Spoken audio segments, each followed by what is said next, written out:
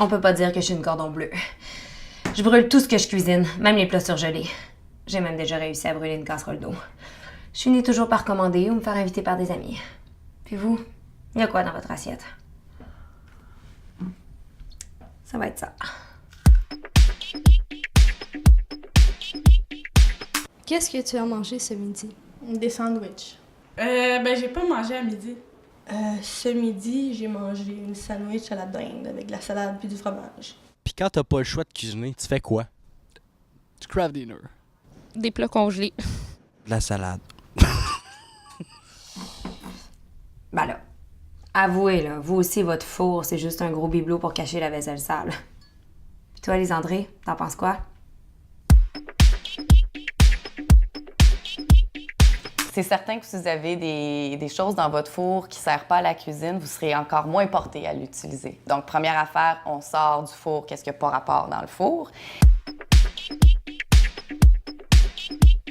Manger santé, c'est manger varié. Éviter de se restreindre dans des aliments parce que si j'ai de la culpabilité, la santé est mise de côté. Donc, en variant, en mettant de l'avant certains types d'aliments comme les glucides puis les protéines, donc d'avoir toujours ces deux-là. La majorité du temps, on risque d'avoir pas de manque puis de ne pas se casser la tête. Alors, nos sources de glucides, tous les produits céréaliers à base de farine. Donc, le pain, les pâtes, les croissants, les muffins, les patates aussi, le riz, les fruits, le lait, le yogourt. On pense sucre, on pense amidon, on pense glucides. Nos sources de protéines, viande, poisson, poulet, les œufs, le fromage, les légumineuses, le tofu, les noix, donc le beurre d'arachide. Donc, si on a toujours une source de protéines puis une source de glucides, on peut s'assurer que notre corps il va être content. Si je mange pas assez de protéines, de glucides, de calories au total dans ma journée, ça va affecter ma santé physique et mentale parce que je risque d'avoir de la difficulté à me concentrer, de l'anxiété, pas d'énergie, de la fatigue. Et inversement, si je mange trop de certaines choses, mon corps en a pas besoin puis il comprend pas pourquoi j'y en donne autant. Si je pense à une voiture, si je veux me rendre à Québec puis que je mets la moitié du gaz que j'ai besoin pour me rendre à Québec, c'est certain que je me rendrai pas.